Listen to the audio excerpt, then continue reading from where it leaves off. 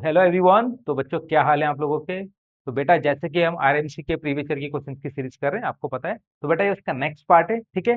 तो बिना डिले के हम लोग क्वेश्चन पे से स्टार्ट करते हैं।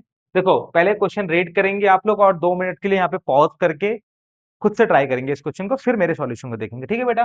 तो if A is substituted by 2 और B by 3, C by 4 and D by 2, देखो पैटर्न रिपीट हो रहा है बेटा। ए को 2 से, बी को 3 से, सी को 4 से, डी को 2 से, ई को 3 से, देन ई के बाद क्या आएगा, एफ आएगा, एफ को 4 से, and so on. Then what will be total of the numerical values of the letters of word L I N E. Line के जो लाइन के आपको कोड्स निकालने हैं पहले। जैसे कि ए को 2 से डिनोट करते हैं तो आपको बताना है पहले एल को किससे डिनोट करेंगे, आई को किससे डिनोट करेंगे, एन को किससे करेंगे और ई को किससे करेंगे, और जो भी इसके कोड्स होंगे उसका सम आपको निकालना है, ठीक है बेटा। तो बहुत सिंपल है, देखो आप ध्यान से अगर फोकस करेंगे, हम देख रहे हैं कि क्या हो रहा है, pattern repeat, pattern pattern repeat. कहाँ से रिपीट हो रहा है, रिपीट हो रहा है तो आप देखेंगे 2 3 4, है ना। क्या हो रहा है बेटा, 2 3 4, देन अगेन 2 3 4, देन अगेन 2 3 4। तो सबसे पहले जब मैंने ए लिखा तो आपने देखा ए किससे डिनोट हो रहा है बेटा, ए 2 से हो रहा है। तो बी किससे होगा बच्चों, ए बी 3 से होगा। फिर सी किससे होगा बच्चों, सी 4 से होगा। बिल्कुल ऐसे ही आप देखेंगे डी किससे होगा बेटा, डी किससे हो रहा है, डी फिर से रिपीट 2 आ जाएगा। वैसे ही ई किससे होगा बेटा, ई किससे होगा, ई आएगा 3, और एफ किससे होगा 4, एंड सो ऑन। आप ऐसे चलते जाएंगे एंड सो ऑन। बेटा ऐसे लिखते जाएंगे लिखते जाएंगे लिखते जाएंगे। आप एक चीज नोट करेंगे, जो एल है ना, एल एल 12th प्लेस पे आता है। आप देखेंगे ए फर्स्ट प्लेस पर आता है, बी सेकंड, सी थर्ड प्लेस पे, ऐसे एल 12th प्लेस पर आता है। और देखो ए बी सी तीन लेटर्स हो गए, फिर डी ई एफ फिर 3 लेटर हो गए। ऐसे हर 3 लेटर के बाद सेम पैटर्न ये रिपीट होता जा रहा है। तो एफ के बाद क्या आएगा बेटा, एफ के बाद आएगा जी, फिर एच, फिर आई। डन, ठीक है। तो आई की वैल्यू क्या होगी, अगर मैं आपसे आई की वैल्यू पूछूं तो आप बोलोगे एफ के बाद आएगा जी जो कि 2 होगा, डी के बाद क्या आएगा एच जो कि 3 होगा, और आई क्या होगा 4 होगा। तो बेटा आई की वैल्यू यहाँ पर 4 आ जाएगी, ठीक है।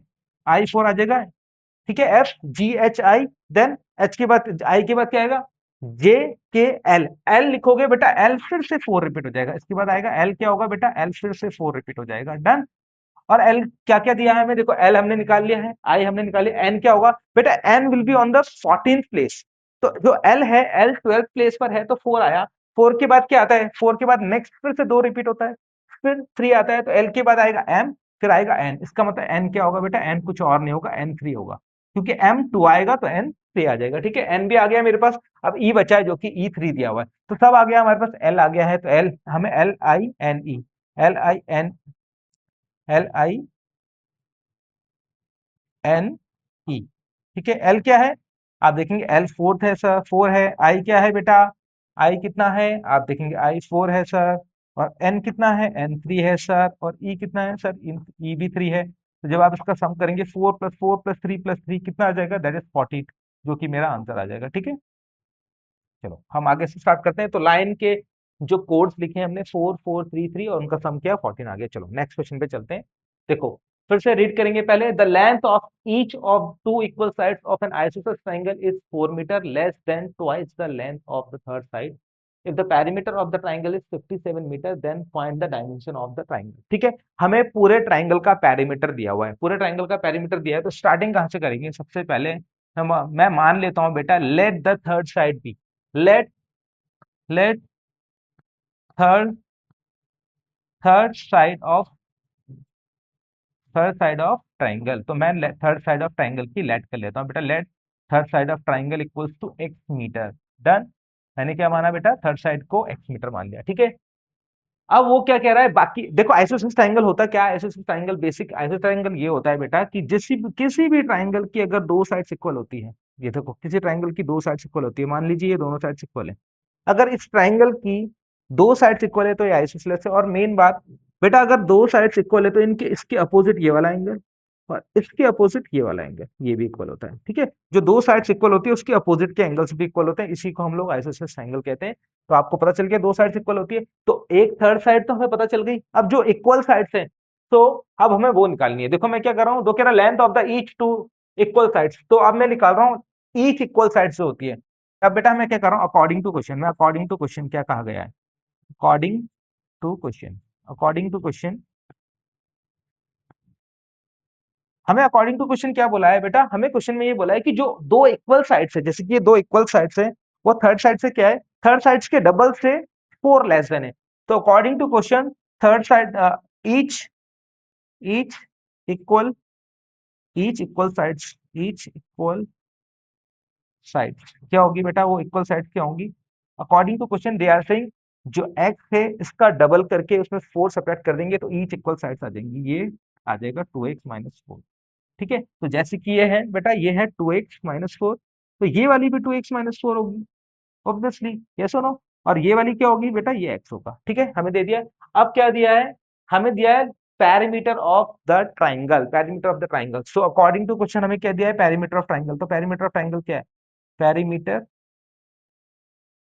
Metre of triangle, perimeter of triangle में 15 7 दिया है, ये क्वेश्चन के अकॉर्डिंग है। अब पेरीमीटर ऑफ ट्राइंगल अगर मैं निकालता हूं तो पेरीमीटर ऑफ ट्राइंगल क्या होता है, पेरीमीटर ऑफ ट्राइंगल होता है तीनों साइड्स का सम, 2x माइनस 4 दोनों को ऐड करेंगे प्लस x कर देंगे तो पेरीमीटर ऑफ ट्राइंगल आ जाएगा। तो मैं यहाँ पे पेरीमीटर ऑफ ट्राइंगल लिख देता हूँ बेटा।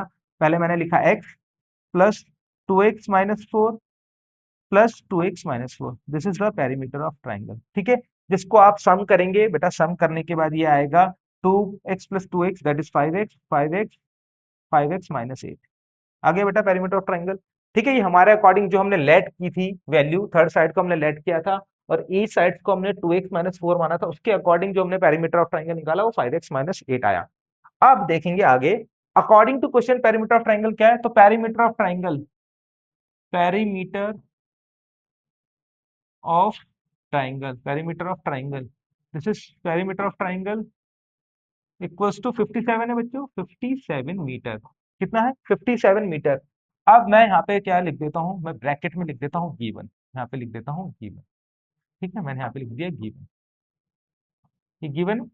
चलो, अब बच्चों क्या करना है, आपको इक्वेट कर देना है जो हमारे अकॉर्डिंग जो हमने निकाला था लेट करके, ये देखो ये आ गया। और अकॉर्डिंग टू क्वेश्चन क्या दिया हुआ है, 57। तो मैं क्या कर रहा हूँ बेटा, मैं यहाँ पर क्या लिख रहा हूँ, 57, और हमारी वैल्यू क्या है, वेरिएबल की फॉर्म में 5x माइनस 8। तो 5x माइनस 8 में यहाँ पे लिख देता हूँ 5x माइनस 8। ठीक है, अब इसको सॉल्व करेंगे, 8 को उधर लेके जाएंगे बेटा, कितना आ जाएगा, जब आप 57 में 8 ऐड करेंगे, लेफ्ट हैंड साइड में नेगेटिव है, नेगेटिव साइड यहाँ लेफ्ट हैंड साइड से आप राइट हैंड साइड लेके जाएंगे तो क्या हो जाएगा, साइन चेंज हो जाएगा जो कि पॉजिटिव 8 आ जाएगा। अब ये आ गया 5x। ठीक है, आ गया।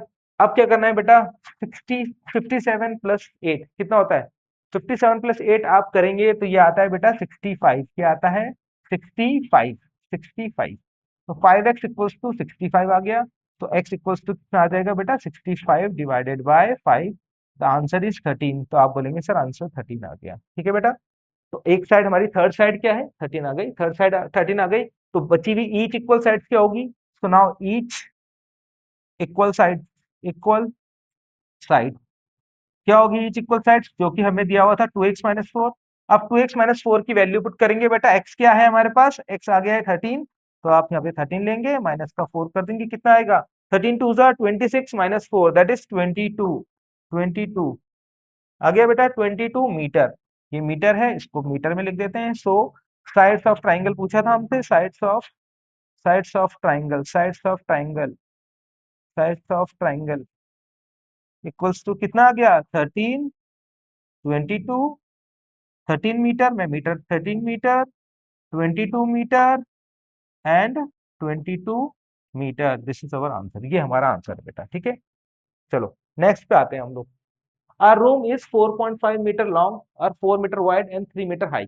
Find the cost of whitewashing the wall and the roof at the rate of 11 per square meter.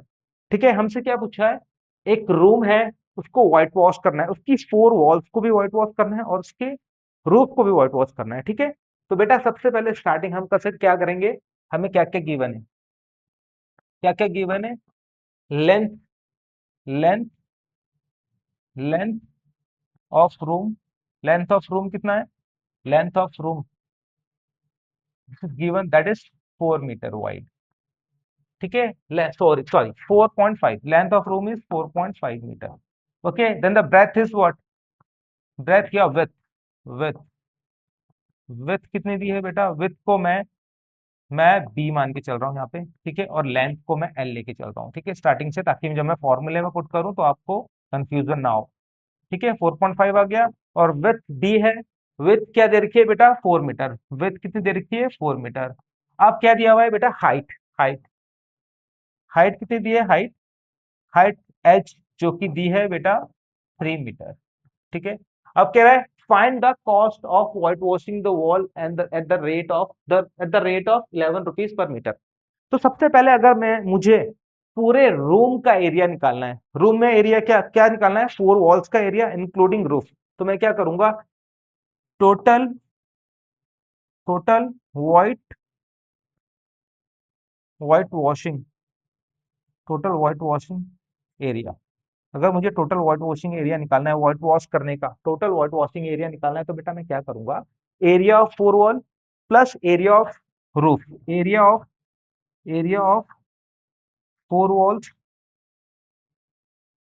Plus area of roof. Done. ये करूंगा बेटा, एरिया ऑफ 4 वॉल क्या होता है, एरिया ऑफ 4 वॉल का फॉर्मूला होता है 2h, 2 into h ब्रैकेट में l प्लस बी। ठीक है, और एरिया ऑफ रूफ होता है लेंथ इंटू ब्रेथ। क्यों होता है एरिया ऑफ रूफ, मैं ऐसा क्यों बोल रहा हूँ बेटा, आप अपने रूम को देखेंगे, जो ये लेंथ होती है, ये लेंथ होती है, ये ब्रेथ होती है, बिल्कुल वैसा ही, जैसी लेंथ और ब्रेथ फ्लोर पे होती है, वैसे रूफ में भी होती है। ठीक है, this is length, this one is breadth. Okay, तो अब आप क्या करेंगे, 2h ब्रैकेट में l plus B plus L into B. तो आपको अगर किसी बच्चे को कंफ्यूजन होती है, तो बेटा आप जिस रूम में बैठे हैं उस रूम में देखिए लेंथ कौन सी और ब्रेथ कौन सी। तो वो रेक्टेंगल है, रेक्टेंगल का एरिया कैसे निकालते हैं, लेंथ इंटू ब्रेथ, तो वही करना है यहाँ पे। अब वैल्यू पुट कर लेंगे, देखो वैल्यू कैसे पुट करेंगे बेटा, लेंथ ऑफ द रूम कितना है, 4.5, तो 2 इंटू क्या करूंगा, हाइट कितना दिया है, हाइट दी है बेटा 3, लेंथ कितना दिया है 4.5, ब्रेथ कितना दिया है बच्चों, बच्चों ब्रेथ कितनी दी है, ब्रेथ है 4। ठीक है, अब लेंथ कितना दिया है 4.5 और ब्रेथ कितना दिया है, अगेन ब्रेथ इज 4। डन। अब इसको कैलकुलेट करना है, अब हमें इसे कैलकुलेट करना है, 2 3 6, 4.5 प्लस 4 कितना होगा, दैट इज 8.5। ठीक है, तो मैं यहाँ पे लिख दे रहा हूँ बेटा, 2 3 6, ठीक है, 6 आ गया, 8.5 मैं डायरेक्टली मल्टीप्लाई कर दे रहा हूँ बेटा, 8.5। अब हमें क्या करना है, नेक्स्ट में देखिए, L into length into breadth, length into breath, तो 4.5 मल्टीप्लाई विथ 4, तो 4.5 को 4 से मल्टीप्लाई करेंगे, 4 4 16 आएगा, और 0.5 मतलब हाफ से मल्टीप्लाई कर रहे हैं आप 4 को, तो 2 आएगा। तो आप जब मल्टीप्लाई करेंगे बेटा, दैट इज 16, 4 4 16, एंड 4 को 0.5 से मल्टीप्लाई करेंगे, 2 आएगा, जो कि आंसर मेरा 18 आ जाएगा। ठीक है, मैं डायरेक्टली 18 लिखता हूँ बेटा यहाँ पे, इतना कैलकुलेशन आप खुद भी कर सकते हैं। ठीक है बेटा, तो ये 18 आ जाएगा। अब इसको ऐड करेंगे, पहले कैलकुलेट करेंगे, 6 को 5 से मल्टीप्लाई करेंगे। देखो 6 को 5 से मैं कैसे मल्टीप्लाई करता हूँ, मैं आपको यहाँ पे दिखा भी देता हूँ। जब मैं 8.5 से मल्टीप्लाई कर रहा हूँ, तो 8 अलग कर रहा हूँ, 0.5 अलग लिख रहा हूँ, और मैं मल्टीप्लाई कर रहा हूँ 6 से, तो 6 8 जा 48। ठीक है बेटा, 0.5 का मतलब क्या होता है, 0.5 का मतलब होता है, 0.5 का मतलब होता है हाफ, 1/2, क्योंकि यहाँ से आप पॉइंट हटाएंगे, नीचे 10 लगाएंगे, और ये 1/2 आ जाएगा। तो इसका मतलब 6 की मल्टीप्लाई मैं 1/2 से कर रहा हूँ, तो मैं 1/2 से करूंगा, 2 से 6 को कैंसिल करेंगे, 3 आएगा। और 48 प्लस 3 करेंगे, दिस इज 51। तो बेटा मैं डायरेक्टली यहाँ पे 51 लिख रहा हूँ। ठीक है, क्या कोशिश आपको ये करनी है कि आप कैलकुलेशन मेंटली कर पाए, इतनी छोटी छोटी कैलकुलेशन को आप मेंटली कर पाएंगे तो आपका बहुत टाइम बचेगा। ठीक है, प्लस का 18 हमने ऐड कर दिया। जब हम 18 ऐड करेंगे कितना आएगा, मैं 51 में पहले 8 ऐड करता हूँ, जो कि 59 हो जाएगा, फिर 10 ऐड करूंगा तो 69 आ जाएगा, जो कि मेरा आंसर आ गया 69। ठीक है, 69। अब हमें ये सब मीटर में दिया है या सेंटीमीटर में दिया है, हमें मीटर में दिया है, तो बेटा मीटर आ जाएगा, ये क्या आ जाएगा, मीटर स्क्वायर, सिर्फ मीटर स्क्वायर। लेकिन हमें निकालना क्या है, हमें पूरे रूम में व्हाइट वॉश करने का कितना कॉस्ट लगा है वो निकालना है। ठीक है, व्हाइट वॉश करने का कॉस्ट कितना लगा है वो निकालते हैं। तो अकॉर्डिंग टू क्वेश्चन हमें क्या दिया है, हमें अकॉर्डिंग टू क्वेश्चन क्या दिया हुआ था, यहाँ पे क्या है देखो, rate at the rate of 11 पर स्क्वायर मीटर। तो मैं क्या लिखूंगा, कॉस्ट ऑफ, अब लिखूंगा cost of white washing, cost of white washing washing at the rate of 11 rupees per metre square. ठीक है बेटा, ये दिया हुआ है। हमें बोला है कि अगर टोटल हमारा जैसे 69 मीटर स्क्वायर आया रूम का एरिया, रूम का हमने 4 वॉल्स का इंक्लूडिंग रूफ का जो एरिया निकाला हमने वो 69 मीटर स्क्वायर आया। तो हमें पूछा है कि टोटल कॉस्ट कितनी आएगी, तो मैं क्या करूंगा 69 मीटर स्क्वायर को मल्टीप्लाई कर दूंगा 11 के साथ, 11 रुपीज के साथ, ठीक है 11 के साथ मल्टीप्लाई किया तो जो भी आंसर आएगा, देखो मैंने 11 का कैलकुलेशन करने का एक ट्रिक सिखाया था बच्चों, 11 से जब भी किसी नंबर को मल्टीप्लाई करना है, ये बात मैं अपने शॉर्ट्स में भी बता चुका हूँ। आपको क्या करना है, इस 6 को इधर लिखना है, इस 9 को इधर लिखना है, लिख दिया बेटा। अब 6 और 9 का सम कितना होता है, 6 प्लस 9 दैट इज 15, 15 का 5 यहाँ पे लिखेंगे, 15 आया बच्चों, ध्यान से रखना, ध्यान याद रखना, डायरेक्टली 15 नहीं लिखना है, वो गलत हो जाएगा, ठीक है। तो आपको क्या करना है, 6 प्लस 9 15 होता है, 15 का 5 यहाँ पे लिखेंगे, कैरी 1 कर लेंगे, तो 6 प्लस 1 7, क्या हो गया ये 6 प्लस 1 7, तो मैं यहाँ पे लिख दे रहा हूँ 759, तो मेरा 759 जो कि मेरा आंसर आ गया 759 रुपीज। तो कितना आ गया मेरा आंसर, 759 रुपीज, यही मेरा आंसर है, ठीक है बेटा, हमसे यही पूछा था। हम नेक्स्ट क्वेश्चन में चलते हैं बेटा, ठीक है, नेक्स्ट क्वेश्चन में मैं इसको इरेज कर देता हूँ। नेक्स्ट क्वेश्चन में चलते हैं हम लोग। तो कह रहा find the area enclose by the pentagon, इसमें पेंटागन कौन से वाला है, देखोगे आप ई डी सी बी ए, ये वाला पार्ट पेंटागन का है, ठीक है। पेंटागन मतलब क्या होता है बेटा, पेंटागन वो पॉलीगन होता है जिसमें 5 साइड्स होती है, कोई भी पॉलीगन जिसमें 5 साइड्स होती हैं उसे पेंटागन कहते हैं, ठीक है ना। चलो, अब where A B D E, A B D E क्या है, एक रेक्टेंगल है, तो हमें बता दिया गया है कि ए बी डी ई तो रेक्टेंगल है, और ए बी सी डी ई क्या है, एक पेंटागन है, पेंटागन जो कि 5 साइडों का है, ठीक है। चलो, अब हमें क्या करना है, अब हम क्या करेंगे, सबसे पहले हम कोशिश करेंगे कि इस रेक्टेंगल का एरिया निकाल लें पहले, ठीक है। हमें क्या निकालना है, find the area enclosed by the pentagon, तो पहले हमें रेक्टेंगल का एरिया निकालना पड़ेगा बेटा। इस क्वेश्चन का मैं ओवरव्यू आपको बताता हूँ, देखो कोशिश क्या करेंगे, अगर आप ए बी डी ई का एरिया निकाल लेते हैं, पूरा रेक्टेंगल का एरिया आ गया, उस रेक्टेंगल में से अगर आप बी सी डी माइनस कर देंगे तो बचे हुए पार्ट का एरिया आ जाएगा, और वो बचा हुआ पार्ट ही पेंटागन है, ठीक है। तो अब इसका मतलब मुझे क्या चाहिए, मुझे चाहिए रेक्टेंगल का एरिया, और मुझे चाहिए इस राइट एंगल ट्राइंगल का एरिया, लेकिन इस राइट एंगल ट्राइंगल का एरिया मैं तब निकाल सकता हूं, मैं इस राइट एंगल का ट्राइंगल का एरिया तब निकाल सकता हूं जब मुझे बेस और हाइट पता हो। तो जैसे कि यहाँ देखोगे डी क्या, ये डीसी क्या है, ये हाइट है, और ये बीसी क्या है, बेस है, ठीक है ना। ये बीसी क्या है, बेस है, तो अगर मुझे बीसी मिल जाएगा बेटा तो इस ट्राइंगल का एरिया आ जाएगा, ठीक है। तो अब मैं स्टार्ट करता हूँ एरिया ऑफ, सबसे पहले मैं एरिया ऑफ रेक्टेंगल ले रहा हूँ, ठीक है। एरिया ऑफ रेक्टेंगल में क्या क्या दिया है, एरिया ऑफ रेक्टेंगल देखो, मैं length length of rectangle, length of rectangle A, length of rectangle, rectangle कौन सा है बेटा, A B D E, equals to कितना दिया है 18 सेंटीमीटर, एंड ब्रेथ कितनी दी है, ब्रेथ कितनी दी है बेटा, ब्रेथ इक्वल्स टू, ब्रेथ जो कि बीडी है वो दे रखा है 10 सेंटीमीटर, ठीक है 10 सेंटीमीटर। चलो, अब हम निकालते हैं area of rectangle, area of rectangle, area of rectangle, area of rectangle A B D E, जो कि क्या आएगा, लेंथ इंटू ब्रेथ। तो मैं यहाँ पे लिख दे रहा हूँ, डायरेक्टली मैं लिख देता हूँ बेटा, लेंथ जो है वो ए बी है, और ब्रेथ, चलो लेंथ इंटू ब्रेथ ही लिखते हैं हम लोग, ठीक है, this is length into breadth, breadth, चलो लेंथ इंटू ब्रेथ, लेंथ कितनी है बच्चों, लेंथ दे रखी है 18 सेंटीमीटर, और ब्रेथ कितना दिया है 10 सेंटीमीटर, 10 सेंटीमीटर, आंसर आ गया हमारा 180 सेंटीमीटर स्क्वायर, ठीक है।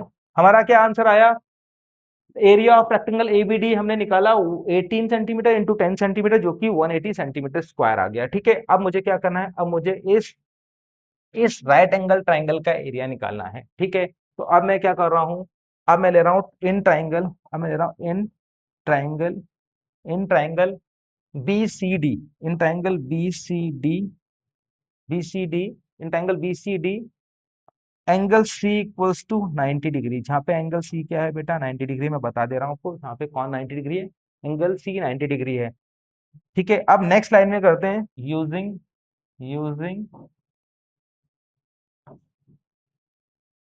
Pythagoras theorem, using Pythagoras theorem, ठीक है। यूजिंग पाइथागोरस थ्योरम में क्या किया हमने, देखो सबसे पहले क्या करना है, यहाँ पे आपको पहचानना है हाइपोटेनस कौन सा है बेटा। बी सी डी में जो 90 डिग्री के सामने होता है वो हमेशा क्या होता है, हाइपोटेनस होता है। जो 90 डिग्री के सामने होता है बच्चा, वो हमेशा हाइपोटेनस होता है। तो यहाँ पे जो बीडी है वो बीडी क्या है, वो बीडी हाइपोटेनस है। तो मुझे यहाँ पे क्या लिखना पड़ेगा, मुझे लिखना पड़ेगा बीडी का स्क्वायर, बीडी का स्क्वायर इक्वल्स होता है बाकी बची हुई दो साइडों के स्क्वायर के सम के, ठीक है। इक्वल होता है बाकी बची हुई दो साइडों के स्क्वायर के सम के। तो बाकी दो साइड्स कौन सी है, सी डी का स्क्वायर प्लस सी बी का स्क्वायर, सी डी का स्क्वायर प्लस सी डी का स्क्वायर प्लस सी बी का स्क्वायर, ठीक है, सी बी का स्क्वायर। तो बेटा सी डी का स्क्वायर कितना, बी डी का स्क्वायर कितना है सर, बी डी तो 10 सेंटीमीटर दिया है तो 10 का स्क्वायर हो गया। और सी डी कितना दिया है बेटा, सी डी दिया है 8 का स्क्वायर, ठीक है। और सी बी का स्क्वायर निकालना है, तो आप देखेंगे 10 का स्क्वायर जो कि होता है बेटा 100, 8 का स्क्वायर होता है 64 equals to plus B C का स्क्वायर। और 64 को आप सब्ट्रैक्ट करेंगे यहाँ से, क्या आएगा, हमारा आंसर आ जाएगा सी बी का स्क्वायर, ठीक है बेटा, जो कि 36 आया। अब आपको क्या करना है, यहाँ पे स्क्वायर गिवन है, ठीक है। अब 36 आ गया है तो 36 का स्क्वायर रूट करेंगे, 36 का स्क्वायर रूट करेंगे तो सी बी बराबर आ जाएगा स्क्वायर रूट 36, स्क्वायर रूट 36 जो कि आ जाएगा 6। तो बेटा हमें क्या मिल गया है, हमें बेस भी मिल गया। अगर आपने देखो, अगर आप इसको हाइट मान रहे हैं, देखो ये राइट एंगल ट्राइंगल है, ठीक है, ये 90 डिग्री है। तो समझ लीजिए ये अगर परपेंडिकुलर है तो ये बेस है, ठीक है, ये बेस है, ठीक है, ये परपेंडिकुलर और ये हाइपोटेनस है। तो हमें क्या करना है, या बेस परपेंडिकुलर को आप हाइट भी बोल सकते हैं। सो व्हाट वी से नाउ, अगर हमें एरिया ऑफ ट्राइंगल निकालना है तो हम क्या करेंगे, एरिया ऑफ ट्राइंगल, बेटा एरिया ऑफ ट्राइंगल होता है 1/2 base into height, area of triangle होता है 1/2 बेस इंटू हाइट। तो मैं लिख रहा हूँ area of triangle, area of triangle, area of triangle कौन सा ट्राइंगल, ट्राइंगल है बी, ट्राइंगल का नाम क्या है बच्चों, ट्राइंगल का नाम है बी सी डी, ठीक है, ट्राइंगल का नाम area of triangle B C D equals to 1/2, 1/2, 1/2 base into height, base into height, ठीक है। और बेस कितना है बच्चों, बेस कितना है, बेस हमने मान लिया 6 और हाइट हमने मान लिया 8, ठीक है। बेस सी बी है जो कि 6 है, और हाइट जो कि क्या है, हाइट है सी डी, बेटा हाइट क्या है यहाँ पे, सी डी, सी डी हमारी हाइट है और बेस बी सी है, ठीक है। चलो अब आंसर क्या आएगा, अब आप इसको सॉल्व करेंगे, 2 3 जा 6, 8 3 जा 24, तो बेटा आ जाएगा 24 सेंटीमीटर स्क्वायर, मेरा 24 सेंटीमीटर स्क्वायर आ गया। क्या आ गया बच्चों, मेरा 24 सेंटीमीटर स्क्वायर। अब यहाँ ध्यान से देखो, मैंने अभी आपको समझाया था, अगर मुझे इस pentagon A B C D E का एरिया निकालना है तो मुझे किस पार्ट को हटाना पड़ेगा, मुझे इस पार्ट को इसमें से हटाना पड़ेगा।